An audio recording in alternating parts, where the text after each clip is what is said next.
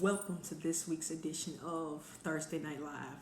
This week's edition of You've Been Through Too Much to Be Average. I'm super excited, but I'm always super excited because this is what I do. I empower minds and elevate lives. And I'm so happy that you all are on here. Please like and share this video. Let me say it ahead of time. Like and share this video.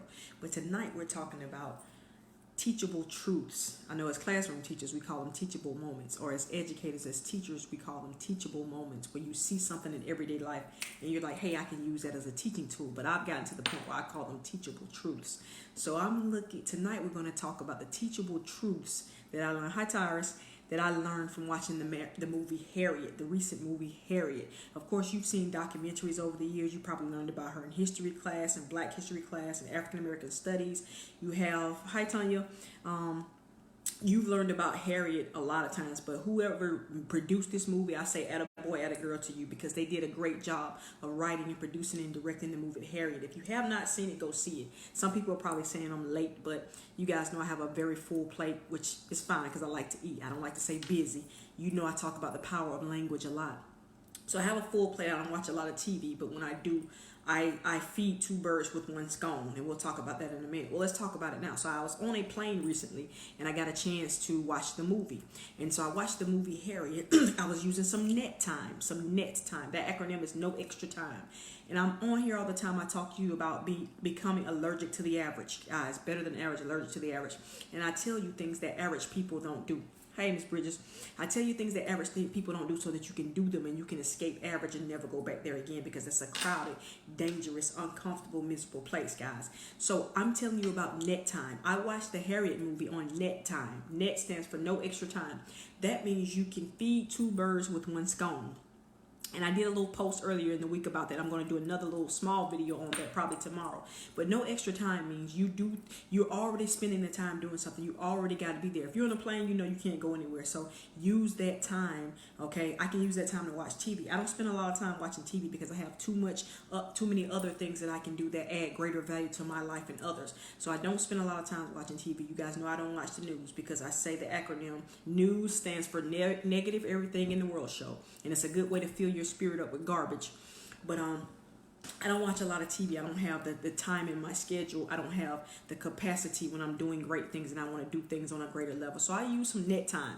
I was on the plane anyway, so I watched the movie Harriet, and it was awesome. Of course, as a teacher, as an educator, by trade, by calling, by profession, I got a book full of teachable truths here that I wrote down while I was watching the movie that I want to share with you tonight. That's going to empower your mind and elevate your life. It's going to take you and help you get you out of average and never go back there again. Hey Calvin, how to escape average and never go back there again. So just use net time. Guys, when you're in the car and you're stuck in traffic, especially if you live in a big city, turn that thing into Automobile University, right? Listen to some stuff that's going to help you better in your craft. It's going to help you be better personally, help you personally and professionally develop, make you head and shoulders above the rest. When you're at the gym, turn that thing into Treadmill Academy, guys, okay? Make sure you use net time. If you're already going to be doing something, learn how to do something else while you're doing it as well. That's what wealthy people do. That's called feeding two birds with one stone. You probably have heard kill two birds with one stone, but I'm a producer, guys. I bring life, so I don't kill anything. We're not going to use that cliche, kill two birds with one stone. We're going to say you feed two birds with one scone. You know, a scone is a little English biscuit, right?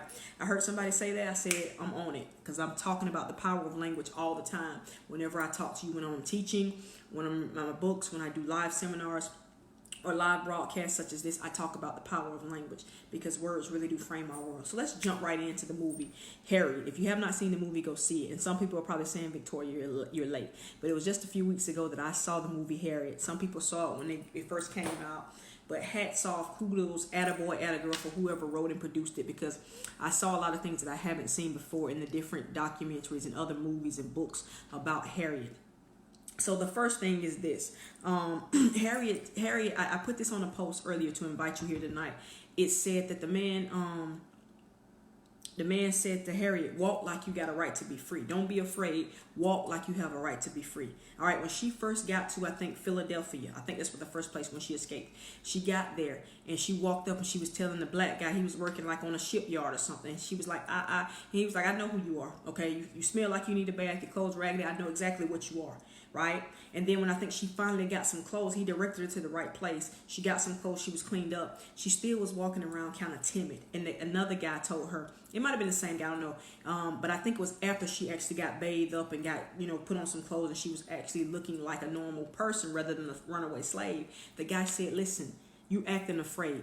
Don't be afraid. Walk like you got a right to be free. Guys, that's a lot right there. As the preacher say out, that'll preach right there. I'm not a preacher, I'm a teacher. I'm a teacher in ministry. But that'll preach right there, right? Walk like you got a right to be free. Sometimes we escape things and we still wear the scent of it. We still, have the traces of it, the residue of it. We act like we're not supposed to be there. I've seen people in certain rooms, and I talk a lot about getting in rooms around people who are way higher than you, who you aspire to be like, who you need to get in the room and shut up and listen to them instead of talking all the time. Because when you're talking, nobody's learning anything. When you're talking, you cannot learn anything. You're talking about stuff you already know. But get in the room with people that you just want to sit at their feet. You just want to listen to them. They've accomplished this. They're doing $1 million deals. They're influencing people on larger scales than you ever could imagine. So get in these rooms, but a lot of times act like you got a right to, well, not a lot of times you act like you're afraid and you're timid. I want you to be humble and I want you to sit at their feet and listen, but don't act like you got to put your head down and you're shucking and jiving and you're really begging to be there. All right. Hey, Miss Huntley. So you actually, when you get in these rooms, this man told Harriet, walk like you got a right to be free. Guys, I'm telling you that when you escape an unfavorable situation, when you get out of poverty, when you get out of the old neighborhood, walk like you got a right to be free. Don't go around people acting like, oh, I'm just barely getting by, or I'm honored to be in your presence. Yes, you should honor people who are above you so that you can learn from them and you can sit at their feet. Okay, when you get in these rooms, you remember we say it a lot. If you're the smartest person in the room, if you're the richest person in the room, you need to find another room, right? But when you get in these rooms with these big wigs and these people who've done more than you, who've accomplished more than you, okay, be open to learning. That's what you're there for. But don't be shucking and jiving and with your head down and acting and debasing yourself, acting like you don't have a right to be there. The man told Harriet, listen, you're gonna blow your cover because you're walking around like you're afraid. He said, walk like you got a right to be free. Oh man, that hit me so hard. That was such a profound and beautiful statement. He said, don't be afraid, period. Walk like you got a right to be free. All right. I can remember certain times that would go in certain places. Some people could say I'm overconfident, I'm cocky, I'm arrogant, but I would get around certain people who were really, really, really high caliber, okay? And it would be kind of awkward. I would say the craziest things, the dumbest things, and later on I would say, and I could see on their face, I could see how they would act, because you make people feel awkward when you're acting awkward, like you don't belong there. Listen, you are heirs of God. You have the same creative power and capacity that God has. You actually have that same dominion and authority. You have the ability to create wealth from the inside out, because the wealth is already in there. You just have to develop it and give it to the world. So walk like you have a right to be free. Walk like whatever it is you do, whatever gift you give to the world, walk like it has value on it. I've heard my mentors, I heard different people say, don't be afraid. When you give somebody your fee for whatever it is that you do, don't flinch. Don't think twice, because walk like really and act like you add that value to the world. Because in reality, if you're being honest with yourself, you've put in the work. You've developed and honed your skills. You know that you're continuously cultivating yourself. You're continuously investing in yourself. I say it all the time. I spend thousands of dollars and hundreds of hours per year doing personal development so that I can stay levels ahead of the people that I teach, so that I always have something of great value to teach them, so that I know that I'm giving them something, hey, Will, of great value. All right. So make sure that when you know your worth and you're confident about, you're not a fake, you're not a scam artist, you really have that value in you to add to the room. You really have that value in that. Even if you don't have anything to add yet, because you may be the brokest person in the room, which is good. It doesn't mean you're broke, but you're the person with the least amount of money in the room. So you're going to be aspiring to be like those people. You may be the dumbest person in the room. Doesn't mean you're dumb. It just means everybody in there is much smarter than you. That's good, but you still add value. You still deserve to be there, because you still found your way in the room. So you still deserve to be there if you made your way in that room. So walk like you have a right to be free. Don't be afraid. Walk like you have a right to be free. The next little tip I learned from watching the movie Harriet, the recent movie, the one that was recently released. Go see it if you haven't. All right, or buy it, whatever you can do now. I don't know where it's at now, if it's gone from the movie theater, but watch it. The second little nugget or teachable truth that I took from Harriet was there are provisions in place for people who are willing to take the risk.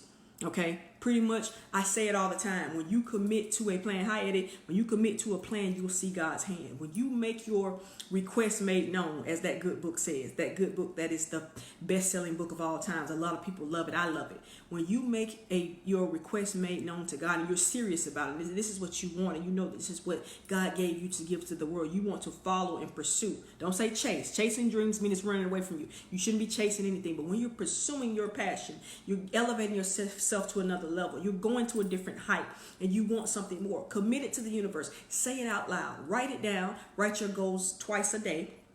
Right? Say them as many times as it comes to your mind. Put them in front of your face so that you can see them when you type them up or whatever. But also, for people who are willing to take the risk. It wasn't a lot of people out there willing to take the risk. So I can remember a scene in the movie when Harriet told her she was getting ready to run, and somebody said, go see Reverend Green, right? And she was like, I don't know about Reverend Green. Or somebody said, I don't know about Reverend Green, because he's talking about, it's a special place in hell for runaway slaves and that kind of stuff. But really, that was his game. He was playing that so people wouldn't catch on to the fact that he was a part of the Underground Railroad. So the historic Reverend Samuel Green, if you haven't heard of him, he actually was in history books as well. But Reverend Samuel Green said, I want you to go look for this ironsmith, right? When you get to such and such place, look for the ironsmith. This guy that's going to be, or blacksmith or whatever it is, that's going to be working with the metal and stuff like that. And it was a black guy. She said, no, I think it was a white guy. But either way, they said, when you get to this place, hey, Emerald, atta girl, when you get to this place, look for this blacksmith and go, and he'll give you the next step of the way or whatever. He'll give you what you need, right? So what I'm saying is this: for people who want to take that risk, for people who want to empower their minds and elevate their lives, for people who say, I'm not stuck, right? That I got to get past this. I got to find a way to live the life that I know God has put in my heart to live. Even though things don't look right, even though nobody in my family has ever had it, even though things are going against me. I tried some plans, they failed. I still believe it's a way for me to make things happen, okay?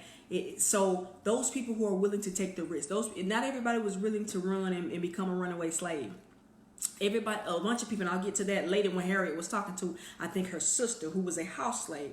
But everybody's not prepared. But for those people who are willing to take the chance, there are provisions for you. So Reverend Samuel Green had some directions for her, and then she went to the blacksmith or the ironsmith. He had some things for her. And so guess what, guys? When you are willing to take the risk, when you are willing to get ready to run, as Harriet did, okay, to escape, there are some things in place for those people who are willing to do it.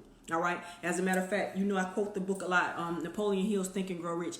He says, and this is not verbatim, I'm kind of paraphrasing, but it's very close to what he said. He says, you ever notice that the world has a way of standing aside and making a way for the man and woman who knows exactly what he or she wants and is committed to getting it.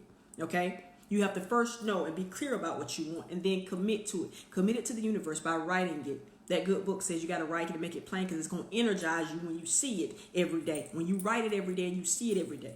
Okay, that's another little nugget for you guys. Another better than average tool. Most people write their goals and put them somewhere. You have to write your goals every day, at least twice a day. When you get up in the morning and before you go to bed at night. So that's the last thing you plan in your mind. And your mind goes to work while you're sleeping. And that's where you get ideas from. You don't even know where they came from, because the seed was marinating while you were sleeping. So listen, average people, if they have goals, most people don't, but even you have a few average people that make it out, right? They write down their goals and they post them somewhere. Write down your goals and put a copy in your office, put a copy in your vehicle, put a copy, on your dress or your mirror or whatever, so that you see them all the time. They stay in front of your face, right? But also write them. Get you a journal, a notepad, right? And you're going to go through a lot of them, because you're going to write your goals down vividly. How you feel when you're going to achieve them, as if you've already achieved them every day. But back to this. Listen, Harriet, for those people who wanted to make an escape, there was a whole network of people called the Underground Railroad, a whole network of people and supplies and resources ready for whoever was willing to take that leap. God is waiting for somebody to show himself glorious through, for people who are willing to take that leap. People who say, yeah, I want to start this business, or I want to expand my business, or I want to develop my craft, or I want to start sharing my gift with the world, or I want to start sharing my gift with the world on a larger scale, or I want to go and do this, I want to do this investment. There is provision for people who actually want to take the leap, who are risk takers, who say, I can go out and do this, I will do this, I want to do this, I'm going to get the wheels spinning, make it happen. And guess what? There are provisions. Reverend Samuel Green was a part of the Underground Railroad, even though he was preaching in front of the white people like, hey guys, you need to obey your masters. There's a scripture in the Bible that says obey your masters if you're a slave. And hell has a special spot for people who run runaway slaves. But really that was just a masquerade. It was just a front for him to be to go by inconspicuously, for people never to suspect him of the Underground Railroad. But point number 2 from Harriet is this: when you're ready to make the move, there's provision there for you. When you're ready to go out and do what it is God has gifted you to do, guess what? The universe is going to make. There are things that Harriet knew not of. There were all these different stations along the way, all these different houses and shops and things that were there making provision for the people who were brave enough to run, who wanted to escape. All right. And so listen, man, this is one that was really good. All right.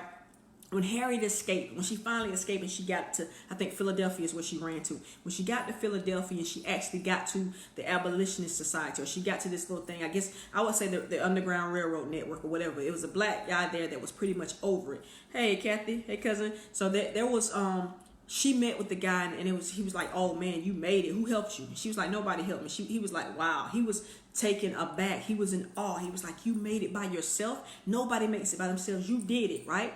But of course she's pretty much making note that, hey, I'm anointed by God. I was called to do this. And of course during the movie you'll see that she has visions and dreams, or she passes out in these spells, and that's when she talks to God and God gives her visions and that kind of stuff. I don't know if I remember ever seeing it like in history books or other documentaries, but I might have. But nevertheless, she made it there. She's at the office of the abolitionist, and he's like, you made it by yourself? And she was like, yes, I did it by myself. It was just me and God, right? So she says, I want to go back and get my family. I got to go back and get my people. And he was like, wait, no. You made it by yourself. That means you barely made it, right? Nobody else helped you. You don't know what you're doing. You just made it kind of by luck, really, or by a blessing or whatever. You don't know the strategy to do it. You haven't done it enough. You haven't proven yourself. So we can't help you because we don't want you to go back. You don't need to go back. All right, you cannot do that. And she said, listen, man, it was so powerful. This is probably one of the most powerful statements in the movie. She said, and I can't tell you exactly what she said except for the last part. She said, when I was out there in those woods running from all types of wild animals, and my feet were bloody and I was tired and I was doing all this kind of stuff and swimming through the swamp and all this kind of stuff. She said, I made it. She said, I made it. So don't you tell me what I can't do. She said, now, like I said, she went through all this stuff when I did this, and this, and she said, I made it by myself. So don't you, and she got a little angry. She was a little indignant. She was like, don't tell me what I can't do. Right. And he was like, well, listen, we can't put any support behind you because we don't believe it's feasible. It's not radical or logical right now. We don't think you're gonna make it. You barely made it by yourself. Nobody makes it by themselves, but you made it. So really you should be lucky and feel blessed, or feel lucky and blessed and just sit down somewhere, just be free. But she was like, no, hey, listen, I got to go back and get my family, right? I got to go back and get my people, my husband at that time. And we'll talk a little bit about that in a minute. I got to go back and get my husband, my mom, my dad, my sisters or whatever. I got to go back and get my nieces and nephews and stuff. He was like, no, you can't do that. She said, listen, when I was out there by myself, running from dogs and staying underwater, my feet were bloody and this kind of stuff. Hey, Miss Oliver, she said, I made it. She said, I went through all that. So don't you tell me what I can't do. Guys, that's what I named this edition of You've Been Through Too Much to Be Average, right? Don't you tell me what I can't do. That's a perfect line for this, because I say it all the time. You've already been through too much to be average, and that's the name of this Thursday night live that I do every Thursday night at 9:30 p.m. Guys, do me a favor right now. Please like and share the video. Like and share the video so you can get more people with this information. All right. But she said, I've been through all that and I made it. She said, I made it. I escaped by myself. Nobody helped me. And so don't you tell me what I can't do. I'm going back to get my sisters and brothers and my family, my husband, because I've already done it.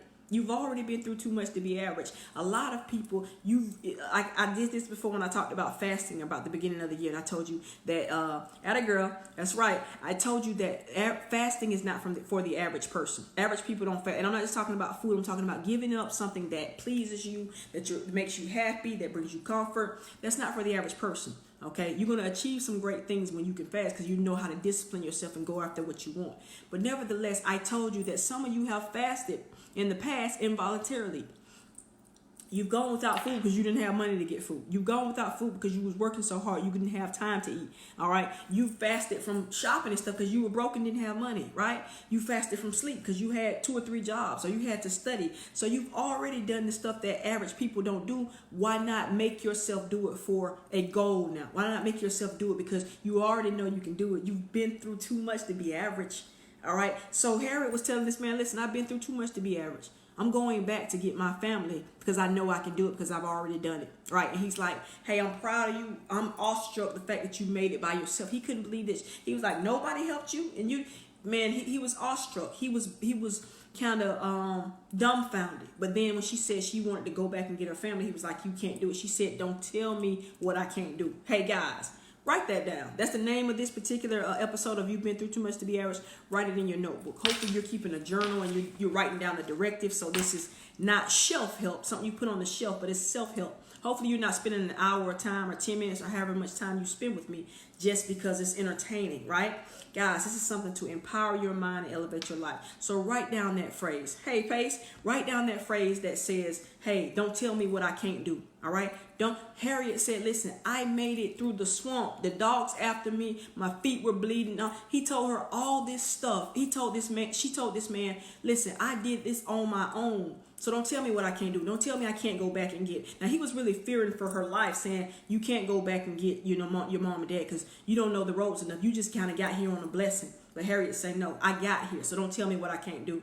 Guys, you already been through too much to be average. Some of you have been through some crazy thing in your lives. You've actually surmounted and overcome some challenges that the average person would have died trying to do. Whether it was at the hands of your family, you've been abused, you've been on drugs, it's crazy things. You've been through too much to be average. Then you get past that and then you just want to live an average, mediocre lifestyle, giving what people give you, right? Taking what people giving you, thinking that you're stuck, that I know I need to do better. I want to do better, but I just can't find the variables to do better. And if you don't know about that, look at last week's edition of You've Been Through Too Much to Be Average. Go on my feed and go back to last week when I talk about being stuck. It's a bad place, but really you're not stuck. You just need some information. You just need to get around some new people. You need to change some habits. So Harriet told that abolitionist, the guy who was over her or who was over the organization, don't tell me what I can't do because you weren't there when I went through all the hell I did to get free and I made it on my own. So I'm going back to get my family. That's the next nugget. I think that's number 3. All right. Listen, Harriet was rocked to the core. I think she maybe almost lost it. She did all this to get free. She made it on a wing and a prayer, literally a prayer, because God had given her these visions and stuff, telling her where not to go, and she would fall out. She have these spells where she kind of falls out, and God speaks to her and says, hey, listen, they're coming this direction, you go that direction, or do whatever, this, and this, right? So she made it because God blessed her to make it. She escaped, and then she started bringing other people back. So she went back to get her husband. Contrary to what the man told her, she defied. He said, you can't do it. She said, don't tell me what I can't do. So she went back to get her husband and her family. She got back to get her husband because it showed in the movie that she was free about a year before she started getting anxious about wanting to go get her family. So she went back to get her husband. And of course, he had married somebody else because he thought she was dead. Based on how the movie was, it showed that she got caught on a bridge and the slave catchers were all around her and she jumped. And they thought she jumped in the river and died. Okay, and really, she had this carving in her pocket, a statue that somebody gave her, like to remind her, or it was a token. I think her dad gave her, like a token to remember me by, whatever. It's like God with you, whatever. So when she jumped in the river, that hit the rock and it sounded like her head or something. So they called her name was Minty because her name was like Erminita Ross, right? So her slave owner was like, damn it, Minty. All right, because he was like, listen, he was trying to sweet talk her like, hey, Mike, we're not going to do anything bad to you. I'm going to let you go back. I'm not going to sell your sisters and stuff. So come on back. He was trying to sweet talk her because he's getting ready to lose money when she jumps in the water, right? So she jumps in the water and everybody thinks she committed suicide. Her family, everybody thinks she's gone, right? That's the word back at the plantation. She survived, right? Because when that thing hit the rock, it was not her head or bones. It was that little statue in her pocket, that little carving that her daddy had given her. And so she goes back to get her husband. Imagine you doing all this to be free. You you're tussling with the plans and people telling you can't do it, you go back because you're in love and you want to see the people you love free. And she goes back, guys, and it rocks her to the core almost. That, well, I'm not gonna say to the core because she kept moving. She was a strong woman. She's a thoroughbred like that, right? So she goes back and he's married again. He's like, listen, the only reason I did it is because I thought you were gone. They told me you were dead, right? And so she was very hurt by that. As a matter of fact, he said, my wife now is carrying our child. He was like, I'm not getting ready to go or whatever. Now, eventually, I think they did go or whatever because she got over that. She's a powerful woman like that. She really doesn't have time for things like that. And then a lady who was over the abolitionist society actually told her most men can't handle women of your caliber. That was a mouthful as well. But I don't think it wasn't that he couldn't handle women of her caliber. He thought she was dead, so she married again. What that tells me, guys, is when you're pursuing great, when you're getting ready to empower your mind, elevate your life, you're going to the next level. You're starting that business, or you're expanding that business from a side gig to your main business, or you're writing that book, or you're joining that organization. You're going back to school. You're going to sever the ties with that relationship. You're going to go after and pursue a real relationship. Whatever it is that you are doing, which is your next level. Okay. Sometimes life is going to hit you so hard. Sometimes things are going to rock you almost to the core. But you have to know exactly what it is you want. What I said earlier, I say this a lot. It's a phrase. When you commit to a plan, you'll see God's hand. All right. Most people never knew that there was an underground railroad. There was all these people strategically placed to help free slaves because there wasn't a lot of people trying to run. But the point that I gave you earlier, when you're ready to make a move, everything in the universe is ready with you as well. When you become committed to it, when it's in your heart to say, I'm going to make it happen. I've committed to it. I've written it down. I write it every day. I commit it to the universe through my mouth. I think about it. This is not just a whim. This is not something that I just have in my head. I haven't written it down so that if I don't do it, nobody can hold me accountable. When you're really committed to it, as that good book says, when you've written it down and you're not telling everybody, but you're speaking it out and you can feel it. You're imagining what life will be like when you have that house, when you start that business, when you expand and you reach that financial goal. When that's the case, there are provisions in place for you. Okay. And also, I'm going back to that point. But things, when you get to that caliber, things will shake you. Things will try to shake your faith because it's a stage. When a child's getting ready to eat solid food, they got to go through a stage of that teething, that painful process, but it's going to take them to something greater and something that's going to last them a lifetime. And they wouldn't trade the world for that fried chicken, that steak, whatever, but they had to go through the teething process. So a lot of times when you think, man, I didn't start feeling these challenges. It didn't get this rough until I decided I wanted more. I wanted to do better. Guys, I'm a living testimony. Sometimes things will rock you to the core. Imagine you go back to get your husband and he say he's married already. He's married again, right? And it was right. It wasn't anything wrong. I can't say he was low down or dirty. She had been gone for over a year, and even if she was gone a day, they had verified that she was dead. Her slave master went back and said, "Listen, Minty jumped in the creek. She's dead. She's gone." Right? And most people looking at the situation, how it looked, she was dead. Right? Hydration break. All right, but she wasn't dead. And the fact she went back there and her husband was actually married to somebody else, it rocked her. But guess what? She thought about that for a hot second, and then she was like, "Listen, let me go ahead and round up the people I came back to get. I came back to get mama, daddy, whoever." Right? She went ahead and started getting ready to transport her people on the Underground Railroad, just like she did, to get to Philadelphia, get to Pennsylvania, where they could be free. All right. Marie Buchanan, that was a person played by Janelle Monáe. Everybody know Janelle Monáe. When I taught high school, and even today, I hear it all day long, every day. I meet people, "You look like that lady Janelle Monáe," and I'm like, I don't think I really look like her. I just wear my hair like that. But nevertheless, Janelle Monáe played a powerful black woman in there. She actually owned a house that helped runaway slaves come in and get find jobs, have a place to live, get cleaned up, and that kind of stuff. And she owned it. And she was like, "Yeah, I'm a black woman. I own this my own money. I bought this." And it was a really nice house, like kind of like a plantation home. It was that large with many rooms, like a bed and breakfast type thing, right? And she actually made other arrangements for Harriet and others of the runaway slaves, or the newly freed people, right? And she was the one who told Harriet, most men can't. When Harriet came back and she was lonely, and because her husband married somebody else, she was like, "Listen, most men can't handle a woman of your caliber." And it might be a man, might be a woman. I'm just telling you guys, if you're on here, at a boy, at a girl, you're achieving triumph through anything. At a girl, at a boy, by becoming allergic to the average. Most people, when you're allergic to average, the opposite is true. The average is allergic to you. They get aggravated. I see this happens to me every day. People get aggravated just by your presence. You don't have to do anything. Just be yourself, and people feel intimidated. So they're aggravated by the fact that you live above average, by the fact that you go the extra mile, by the fact that you're committed to excellence in everything you do, the way you dress, the words you speak out of your mouth, the people you hang around, the time and energy you spend on foolishness, or the time and energy you don't spend on foolishness. People are aggravated by it. So when you become allergic to the average, guess what? The average become allergic to you too. It's like they're breaking out in hives being around you, and so they try to cause problems for you and that kind of thing. But Marie Buchanan was a powerful character in there because she had her own money. She was a black person with her own money, having so much that she could help other people. That's the point I want to give you there. Okay, when you're pursuing wealth, you're pursuing financial and professional freedom. It's to help other people. Most of the time, it's to help other people. I heard somebody say this a long time ago, and then I heard other people reiterate it over the years.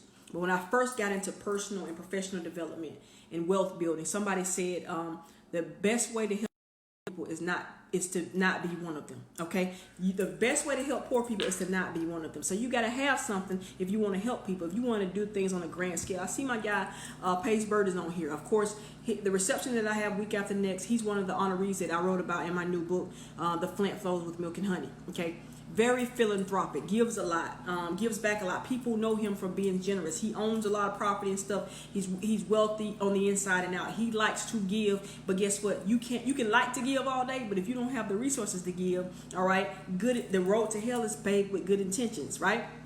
So I don't know if Pace is still watching, but attaboy to you, okay? Attaboy to Pace. And thank you for, just being a friend of mine, right? But you cannot help people if you're in the same predicament. You can't lead people if you're doing the same. I heard somebody say this recently. You can't lead people if you're doing the same thing they're doing. We're not even talking about money. We're talking about helping people overcome, helping people get unstuck. Go back and visit last week's edition of You've Been Through Too Much to Be Average, last Thursday. You can't help people get unstuck if you're still stuck. You can't lead people when you're doing the same thing they're doing. So Marie Buchanan in here, the character played by Janelle Monáe, had her own money, had her head on straight, could speak well, could dress well, knew how to help, had resources to help people. She told Harriet, okay, you need to do this. Well, next up, you're going to do this. And, this is what you need to do. And she got ready to go back and get her people. All throughout the movie, she's helping her for a good bit of time until, of course, when things got bad and they passed the Fugitive Slave Law Act where you can go back and try to recover runaway slaves. They shot her, they killed her. They killed her because she was such a powerful woman, and she played an intricate role in this Underground Railroad as well. Even though her thing wasn't secretive, it wasn't clandestine, it was out in the open in Philadelphia where black people were free and living normal lives. But she had money, and guess what? When you have money, you have influence, you're educated, you're allergic to the average, you're better than the average. The average is allergic to you as well, and people get intimidated by your presence. People get intimidated by your influence. People get intimidated by the fact that you can help other people. Because believe it or not, we live in the 21st century. We're in 2020, guys, and there are still people who are die-hard, to-the-bone racists. Okay, people who I was walking through the airport, and during this particular airport, they were displaying their African American art of young African American children who had done art, and I guess it was for Black History Month because this was in the month of February. But I was walking down, and I'm just looking. I got off the plane, I'm headed to baggage claim, and there's a white guy beside me. He's like, "This is the ugliest sugar honey iced tea I've ever seen." So he was mad, pissed off, like turning red about it. And I'm like, wow, I can't believe that. But everybody's entitled to their own opinion. Some people are born that way or born into families where they teach them that, and that's all they know. So you can't fault them for that, okay? But you don't even put energy into entertaining that. But it was interesting to me how, he felt the need to say that because he saw me admiring the art. But he said, this is the ugliest, sugar honey iced tea. Of course, he said the word that I've ever seen. But nevertheless, Marie Buchanan, which is Janelle Monáe's character in this film, was very powerful. She was wealthy. She had enough to help other people. Guys, get to the point. I say it all the time. This is one of my phrases I've coined. Grow up and show up because somebody's depending on you.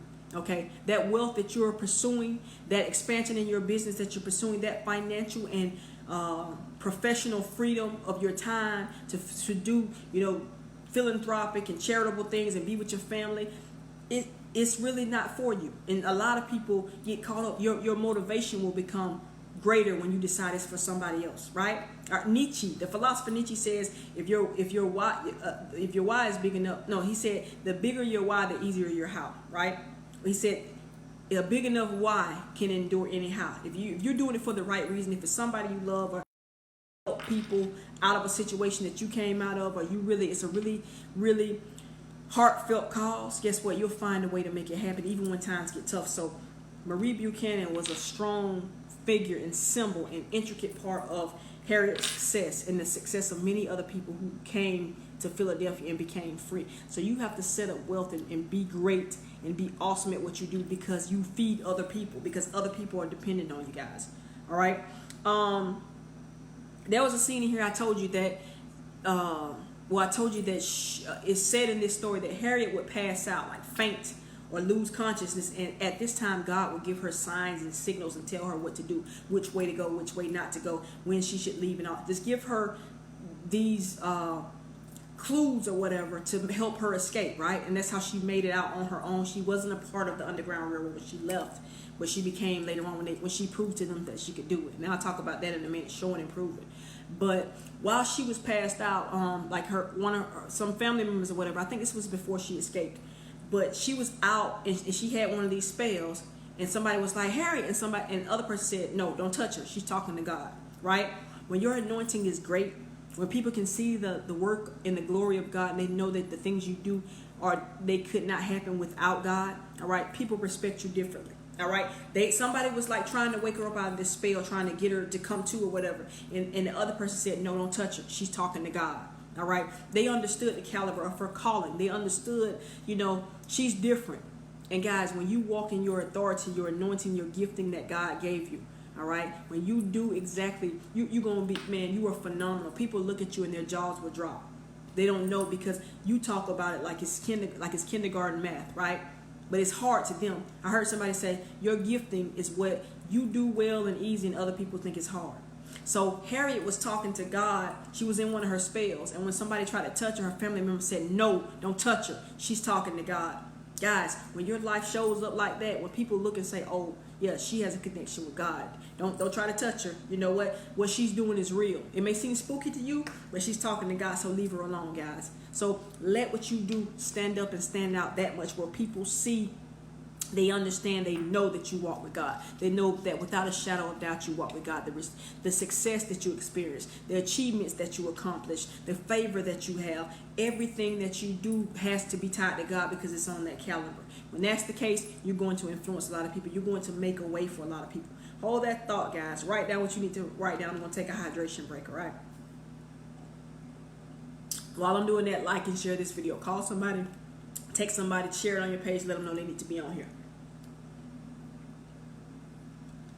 Now listen, the crossover. The next thing I'm gonna talk about in the Harriet movie is the crossover, and I just touched on it a little bit. When you got to show and prove, a lot of times people don't believe you. You talk, but there's a saying: you either talk about it or you can be about it, right? Or my daddy used to say, some people run their business, some people run their mouth. Which one are you going to be, right? Most of the time you can't do both. You just show and prove, make things happen, and then people will be attracted to you. A lot of times we talk about things, and some crafts and some businesses lend itself that you have to promote, and that kind of, like I do a lot of promotion and say, hey, listen, come on Thursday Night Live, or I got this book. Some stuff you have to do, but some things, your plans, you don't need to vocalize them to the world. You don't need to put, you need to put it in the universe when you're speaking to God and you're affirming yourself and you're speaking out your visions and all, but just telling people things, you just need to show up and shut up and do it.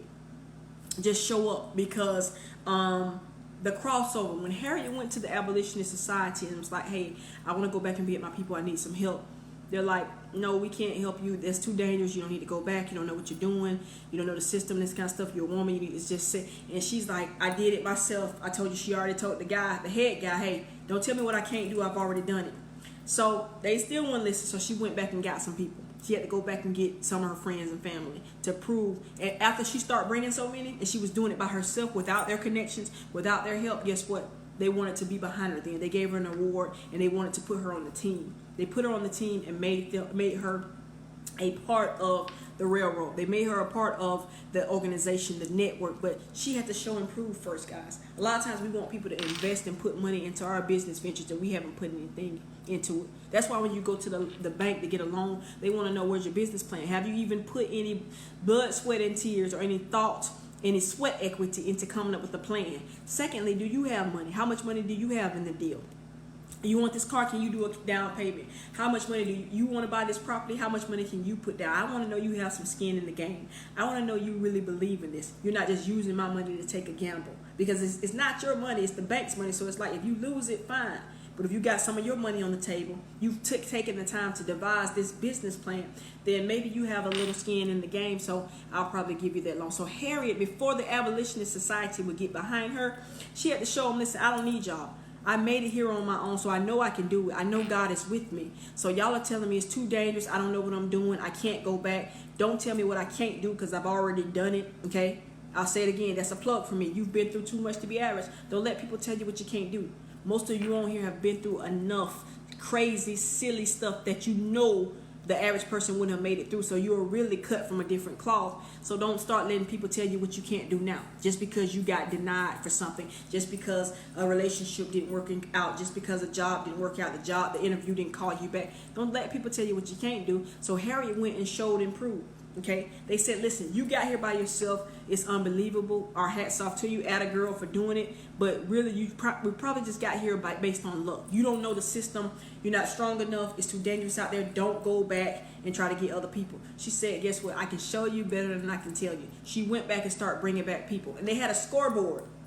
It's crazy. They had a scoreboard in the abolitionist office, in this office that's over the Underground Railroad. So they had a scoreboard of different people who were going to get people, and they had the number of people you brought and how many people you lost along the way, like either got killed or got caught or whatever, right? And Harriet was running up the scoreboard, guys. She was running up the numbers, and they showed where her numbers were getting higher. And guess what? After a while, they gave her an award, and then they also gave her backing. They put a support system behind her. You can do more. You got leverage when you got a support system behind you. But before you can get that support system, it's just like business. You start out as a sole proprietor or maybe a partnership. Y'all are small. Y'all are local. And then you do so much business that people actually believe in you. Now you can offer it on the stock market, and people all over the world are willing to help you because you proved that this is a solid business plan, that this is a solid business idea, that this is. So Harriet had to prove herself. They didn't want her to do it, but she said, hey, I'm going to do it anyway. I say, atta girl, Harriet. You're achieving triumph through anything, baby. You did it, okay? And she did it by becoming allergic to the average. You can't do it average. The average person would say, okay, I made it here. I'm free. Whew, it's a breath off. Let me take a deep breath, and I'm going to chill out, and I'm going to enjoy freedom. But because it was in her, her gift would not let her rest. I say it all the time. If you share your gift with the world, you let it out, it'll set you free. If you keep it bottled up because you're afraid, because you're not listening to God, you're not listening to the universe, you're afraid, you're stuck, it'll eat you from the inside. Let it out, it'll set you free. Let it stay in, it'll eat you from the inside. So she could not sit down. She was like, hey, I'm born to do this. I'm anointed. I made it here by myself, not by coincidence. It's because I was born to do this, guys. So once she ran up the numbers, and that bulletin board showed that Harriet had lost 0 souls, okay, and she got them all over here, because like I said, on one column it was how many people you actually brought to freedom, on the other column is the number that you lost some kind of way. Either they died along the way, or they got recaptured, or they went back, or whatever. She had 0, and she had all these numbers running up of people she got there. Now the society wants to put people behind you. So guys, take time, make time to show and prove. Do what you stop talking about it and be about it. Harriet got the society to finally support her and help her after she had did a lot by herself. She got there by herself. She brought people by herself, and then they saw that she could do it. They saw she was serious, and they put her on the team, guys. So the crossover is real. You got to cross over from just talking about it and show people. A lot of times investors are the same way. Banks are the same way. They're not going to give you money just to play with their money because you have an unction or an emotion. They want to know, what have you done to test and prove that this can be done? What money do you have in the game? What money have you raised? Do you even know what to do with money? Do you know how to get money? If so, you asking me for $50,000, at least go find me 10, right? So Harriet had to show and prove before the abolitionist society got behind her, before she became a member of the Underground Railroad, right? Let me take a hydration break. Like this video, share this video. Write me a little note to let me know you're here, guys. So the next little nugget or teachable truth that I learned from the movie Harriet is this quote that her sister said. She went back to get her family, and she went back to them, and she was in a house. Her sister was a house slave, so she snuck back. All right, and she told her sister. Her sister said, and this is exactly what she said because it was kind of incorrect, but she said, "We do what we gotta do to stay sane. Can't everybody run?" She didn't say everybody can run. She said, "We do what we gotta do to stay sane. Can't everybody run?" Everybody don't have what it is to be better than average or what it takes to be allergic to the average, guys. You can't get mad with people. I heard this and it's true.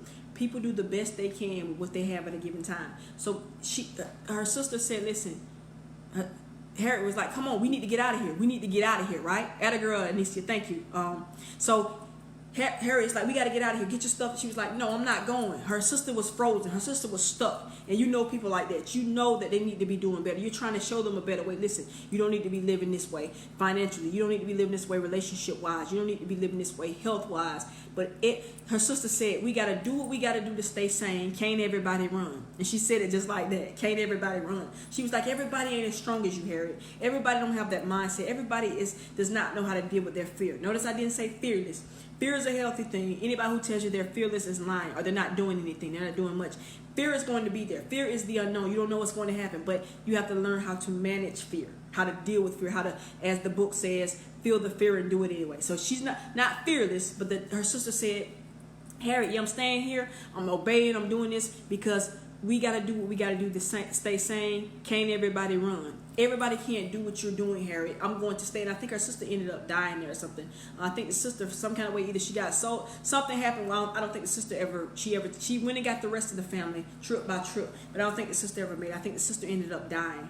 But nevertheless, some people, guys, you know, most people who drown when they're trying to help somebody, most people drown because not that they can't swim, they jump in to help somebody and the other person is fighting them, so they both drown. Y'all have heard that before, right? Sure, you have heard that before. Most people who jump in to save somebody, they drown because the other person is fighting them.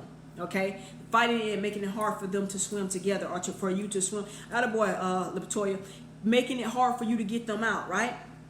And so some people you just have to leave. I'm not saying don't pray for them, don't reach out to them, don't give them support. Don't, if you have, you know, you want to treat everybody, you want to show them what their good life is like now that you crossed over. But our sister say, we do what we got to do to stay sane. Can't everybody run, Harriet? That's the reality, guys. Everybody is not committed or even interested in being better than average or allergic to the average. Some people, and like I said, you're allergic to the average is allergic to you. Some people have a problem that you dress nice every day. Some people have a problem that you don't let everybody say anything to you. Like, there are cliches going around. You say, "Oh no, that ain't me," you know, or, you know, everybody's saying it, everybody's doing it. Or, you know, you're in a meeting and they're wasting time. You're like, "Okay, are we done here?" People think, you know, want to say you're arrogant, but in reality, you're just guarding everything that God gave you stewardship over. The most important thing, the most valuable thing that we cannot control, cannot renew is time. So when you guard your time and people come in to chit chat and you're like, "Hey, I got to get something done right now," or "No, I'm not going to have lunch with you all. I'm staying in my office," and you're in there reading a book or listening to a tape or praying or meditating or planning or strategizing. Guess what? When you become allergic to the average, the average is allergic to you too. They're itching and scratching just like an allergy. They're aggravated because like a regular allergy because you're showing them what they're not. And it's not that they can't be, but everybody is not ready. Okay, everybody is not strong enough. Everybody, not to look down on them. Pray for them. Continue to live your life in front of them so that they can be, because some people will be attracted to it. Some people come and say, "Hey, listen, I want what you got. I want to hang around you." Some people are man and woman enough to say that. Other people just sit back and throw darts at you and try to act like, you know, you think you're better than other people or try to set traps for you. I see it all the time, guys. I see it every day. All right, and so be willing to know that some people are going to fight you. Be ready, and I'll get to that a little bit more in a minute. When Harriet went back to get family, her brother and some of her friends and stuff, and they actually started going, they got to a place. I'm gonna go in order, right? So the next little nugget is this. All right, there were two guys, black guys, who were working with the slave catchers and the slave owners to catch runaway slaves. So they were kind of akin to Samuel L. Jackson's character in Django, right? So they were kind of the what they call scallywags. These are people that are sold out. They're sold out. So these are black people that are helping slave owners catch runaway slaves, right? So this guy, this little young boy, Walter, he was working with the older guy, right, to help. They were on the trail for Harriet because Harriet, they called her Minty, but she became Moses, the slave stealer, right? Moses, the person that's helping people. Is biblical. So she became that, and people. She's carrying so many people away, and these people are losing their money because slaves are property. So they're going under financially. All right. So a lot of people don't want you to be free, guys, because it's going to decrease their paycheck. I talked to some people about that all week. A couple hundred people this week about how poverty is a business for many people. The check cashing people, the liquor store, the lottery folks, buy here, pay here, use car loan. It's a lot of people that thrive on poverty. So they want poverty, and they work with the politicians to keep people poor because poverty makes sure that they stay in business, guys. Let that sink in, right? So this little black guy's helping another guy. They're helping slave catchers catch the runaway slaves. Black guys helping other black guys black people get recaptured. But guess what? He was in the woods on Harriet's trail. They sent him, and he actually found her. But he saw her in one of her spells. She had passed out when she was talking to God. She passed out, and God was giving her visions. And he's like, oh, Lord. He's shocked, like, what's going on? And after she came out of prayer or came out of her spell, God told her, listen, they're coming this way. You need to go that way. And guess what? He knew that they were coming that way because she had talked to God. And he was like, man, she's really talking to God, and he's listening. So he met her, and he actually came up on her trail, and he was like, listen, this is his phrase. He said, since you talk to God and apparently he listens, all right, I'm going to tell you this. This is what they do. I'm going to be on your side. Okay. And he actually ended up working with her, but he directed them another way to get off her trail because once again, he saw that God was with her. When you do things so great and your anointing shows and God's glory is on you, people are attracted to it, and they see like, hey, I know God's hand is on him. I know God's hand is on her. I want to help her. I'm definitely not going to try to hinder her. So this little young boy who was helping to catch slaves, he knew what Harriet was. They sent him for her. And of course, the guy ended up slapping him and was like, you let her get away?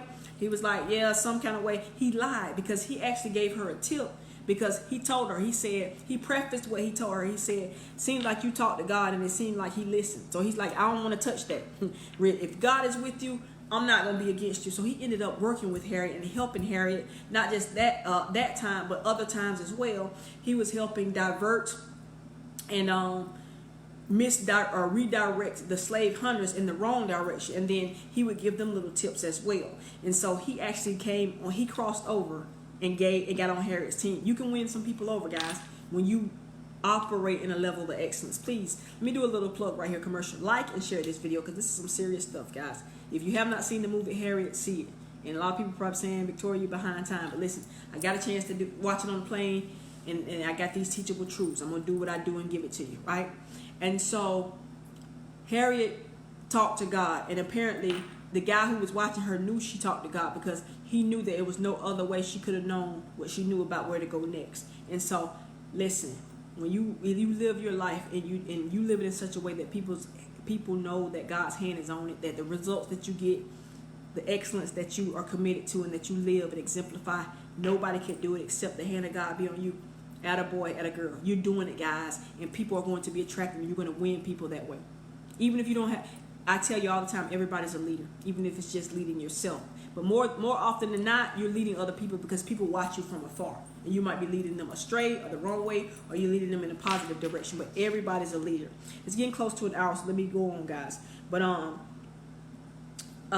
listen, next nugget. When Harriet actually joins the abolitionist society, and she goes to this other thing where there are really wealthy people. They're in there drinking their liquor and stuff. They got on their nice clothes, and they're talking about, they're looking at how far their society has come and how it's getting funded and that kind of stuff. So this is akin to like a black, the Boule or some kind of organization, a black prestigious society. But the thing about this is not just a social club. They're all about abolition, about abolishing slavery, but they're well-to-do people, right?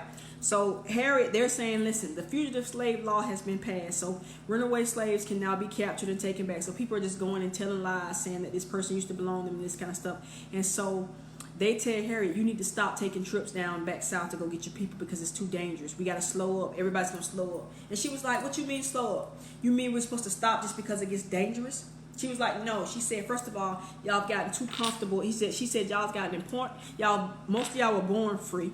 Okay, and if not, those people who have were not born free, you've gotten too comfortable and you became important. You're out here with these suits on, drinking brandy and whatever, and y'all got into it. She was like, but she broke it down to him again, just like she broke it down to that guy who told her she couldn't do it. She was like, I know what it's like to have, be beaten and whipped and this kind of stuff till your skin's bloody. I know what it's like to have your babies sold away from you, your children. So she broke it down and she actually got to their emotions. She's like, listen, y'all are telling me to stop and that we need to slow down.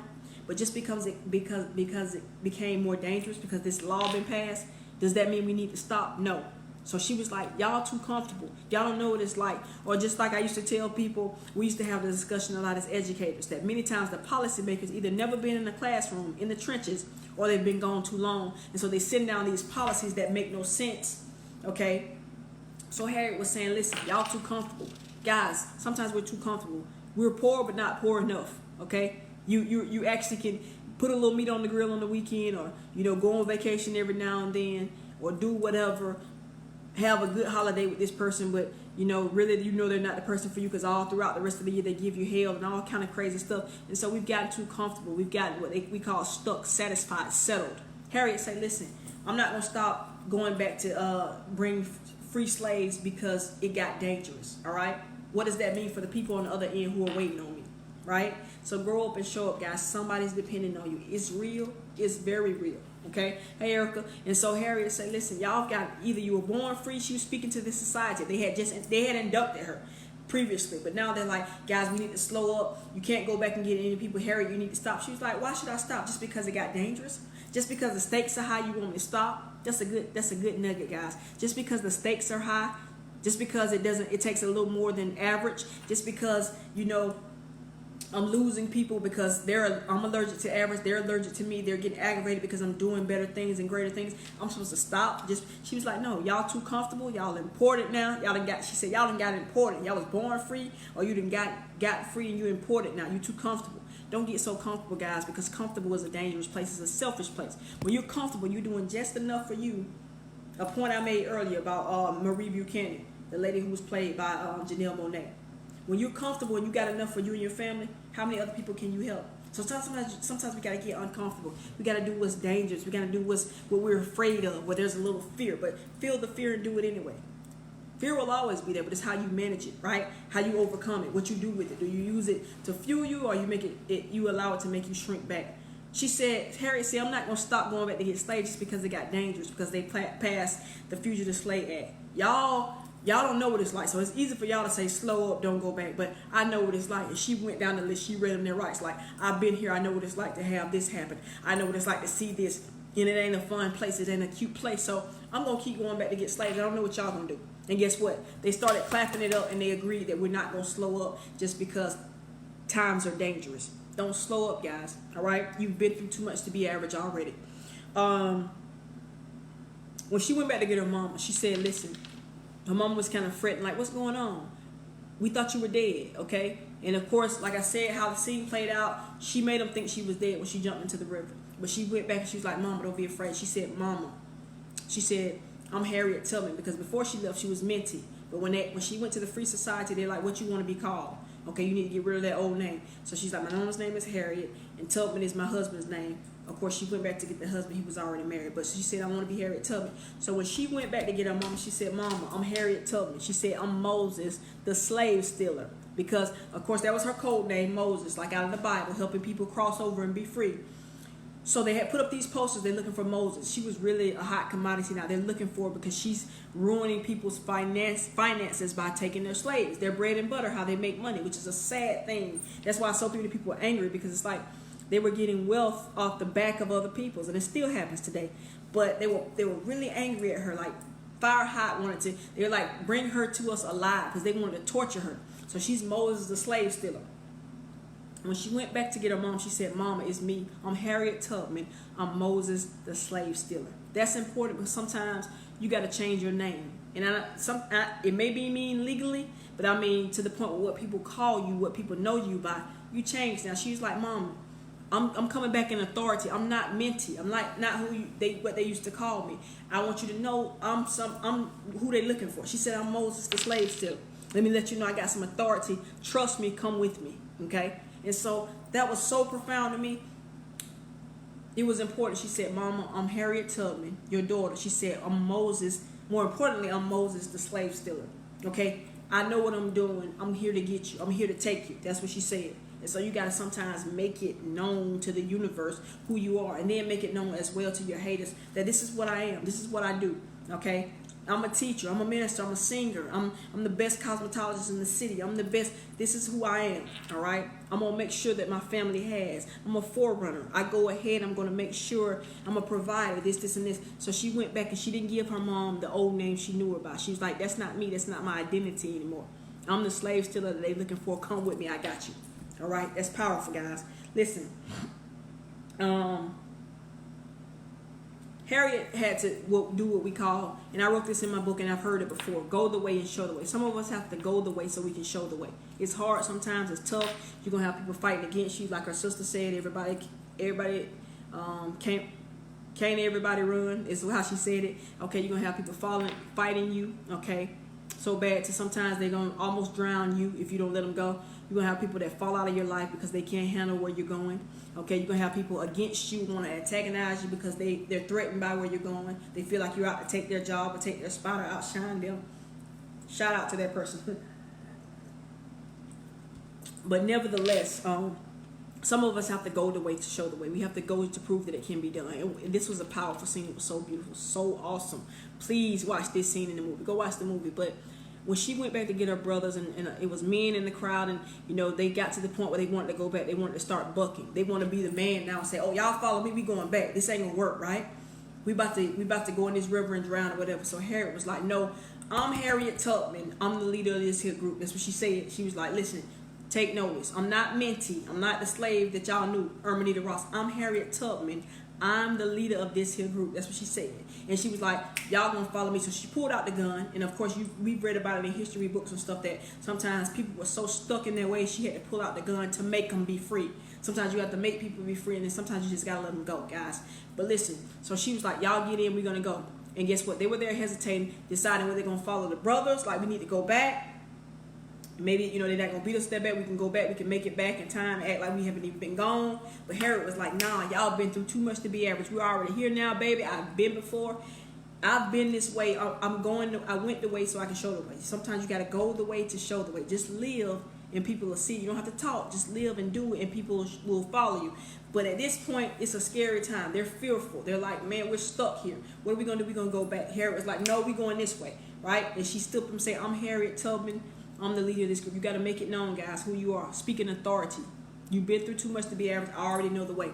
And so she got into the river and she was praying. She was like, Lord, be with me. Lord, be with me. Because she was trying to show them that, hey, you're going to go in the water. When you go into the water, they can't smell your scent and stuff. You're going to go in the water. But she got out there and she was praying like, Lord, be with me, be with me. And it just so happened she walked all the way across the river. The river was that shallow. And when she got halfway out there, the people, her family was like, and they're celebrating like, yeah, we can follow her. We know, and God was with her. Now, this particular time they had gone a different way, so she had never been in this river before. So she was praying, God be with me. It was so beautiful. Oh man, it was so, chilling to watch that scene. Some of us have to go the way to show the way. Even when we don't know the way, sometimes you got to fake it and because people are depending on you. Okay, sometimes when your kids looking up to you can't let them know that you don't have the money for this or this is about to happen, whatever. You act like you got it all together, guys, because you're the leader.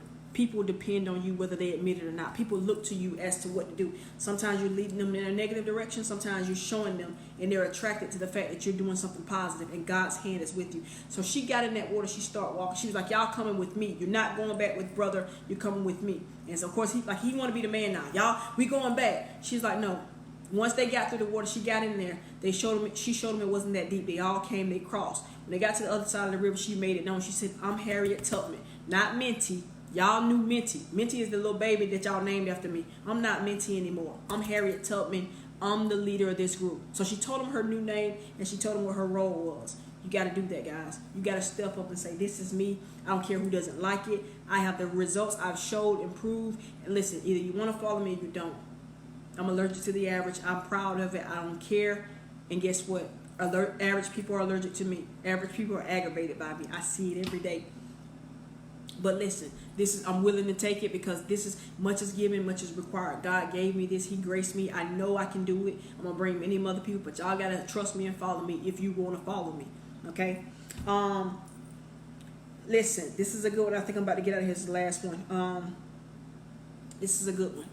Reverend Samuel Green, when she got ready to go on when she got ready to escape for herself, when she told her mama them, listen, because what happened was the straw that broke the camel's back was this. Harriet Master told her and her mama that she wasn't gonna sell her sisters, I think, and they got mad about something that ended up selling the sisters. They went back on their word.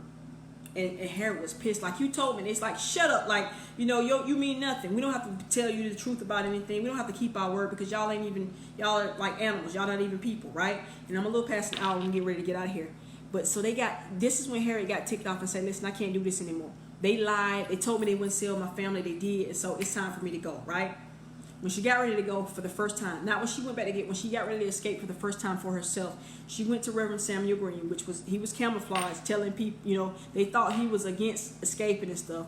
He was preaching to the people, the black people, stay, obey your masters. That's what the Bible said, but he was really affronting, so they wouldn't suspect him. He was a part of the Underground Railroad. So Reverend Green told her this. It's powerful. This is a powerful way to end up, guys. He said, fear is your enemy. Trust in God. Fear is your enemy, trust in God. That made a lot of sense because a lot of those times she was out there, if she had let fear paralyze her, she would have been caught. Okay? Fear is your enemy, trust in God. You don't know what's going on. All fear is that you don't know what's going on. Fear is, the definition of fear is anticipation of pain. Not the acronym, not false evidence appearing real. That's true. But fear, the definition of fear is the anticipation of pain. You don't know what's out there, so you fear. So he told Harriet, fear is your enemy. I'm telling you, everybody, fear is your enemy. Fear will get you stuck. Fear will attract things to you that were not even going to happen to you. Dogs to attack other animals. Fear will put that energy out there and draw them to you. Fear will paralyze you when you have every opportunity, every resource. You have God in the universe waiting on you to make a move. Guys, I say it all the time. When you commit to a plan, you'll see God's hand. But fear will have you paralyzed. Fear is your enemy. Fear will have you making some crazy decisions. I remember when I first started trading stocks, my teacher told me, he said, emotions will get you crushed out here. Fear and greed. And then I started reading more stuff and studying more people. They all said the same thing. Fear and greed is what's going to get your head knocked off in the market, right? Fear and greed. Reverend Samuel Green told Harriet when she got ready to escape, fear is your enemy. Trust in God. I'm telling you that now as I close out. Fear is your enemy. Trust in God. You don't know what's ahead. Sometimes it's hard. It's tough. Like she said, she was out there in the woods with all kinds of dangerous animals. Out there, the dogs on the track, slave owners looking for her, and they were really, really, really looking for her because she had collapsed their economy by stealing slaves, right? Or not stealing because it didn't belong to them anyway, freeing slaves. And this was their bread and butter, their capital, the way they made money. And so Reverend Green said, before you ever get started, fear is your enemy. Just trust in God. I'm telling you that now, God. Whatever you got going on, and I'm really talking to myself right now too. Fear is your enemy. Make it happen. Do what you have to do. Commit to your plan. You're going to see God's hand. There's provisions. The Underground Railroad was in place for those people who wanted to run, okay, who wanted to escape. And for those of you who want to escape, there's something, there are provisions in place for you. All right? Make it happen. Fear is your enemy. It will always be there, but you got to live past the fear. You got to make it happen anyway, guys. All right? So listen, remember, every Wednesday morning, 5 a.m. Eastern Time, I release a new podcast on the Rare Podcast, the Rich and Rome Experience, the Rare Podcast. It's on Anchor, it's on Spotify, it's on Overcast. It soon will be on Apple. I want to see you here next Thursday night for another edition of You've Been Through Too Much to Be Average, 9:30 p.m. Eastern Time. Please like this video and share this video. Please go to my YouTube channel and subscribe to Victoria Gatsby on YouTube. Follow me on Twitter, Victoria Gatsby. Follow me on Instagram, Victoria Gatsby, guys. And I got some great things coming up for you. I believe, you know, you can learn your way out of every situation and onto any destination. That's why you're on here. Atta boy, atta girl. All right? You're achieving triumph through anything by becoming allergic to the average. Atta girl, atta boy. That's the way you do it, guys. I love you all. I'll see you next time. Thank you for allowing me to empower your minds and elevate